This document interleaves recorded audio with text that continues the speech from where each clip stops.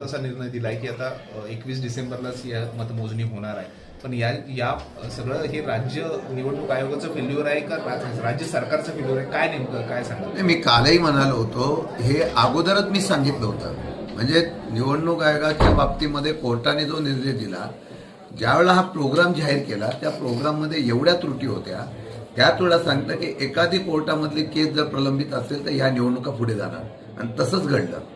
म्हणजे ही काय आमच्यासारख्या कार्यकर्त्यांना जेव्हा माहिती येते त्याच्या अर्थी राज्याच्या मुख्यमंत्र्यांना सरकारला माहिती नाही, निवडणूक आयोगाला माहिती नाही.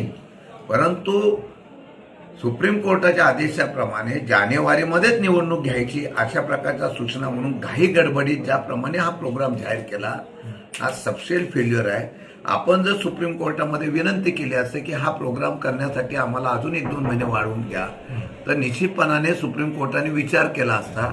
परंतु ते न करता ज्या पद्धतीने झालंय यामध्ये पूर्णपणाने निवडणूक आयोगच दोषी आहे. मी त्या दिवशी पण म्हणालो की महात्मा गांधींच्या असलेल्या त्या 3 माकडासारखी आजची परिस्थिती आहे निवडणूक आयोगाची झालेली आहे.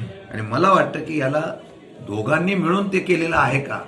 घाईघाईत प्रोग्राम करून लगेच निवडणुका घ्यायच्या, लोकांना विरोधकांना संधी द्यायची नाही, चिन्ह वाटप झाल्यानंतर 4 दिवसामध्ये तशा प्रकारचे प्रोजेक्ट, ही काय निवडणूक आहे? सामान्य लोकांचा सुद्धा आता ह्या निवडणूक प्रक्रियेवर विश्वास राहिलेला नाही. मी आज थांबतो की कालपासून अशी चर्चा आहे की 20 दिवस मध्ये हा गॅप ठेवलेला आहे, याचा अर्थ मशीनमध्ये काहीतरी घोळ होणार आहे. हे आम्ही बोलत नाही, की सामान्य लोक बोलायला लागली. याच्यामध्ये 100% दोन्ही फेल्युअर झालेले असा माझा थेट आरोप आहे.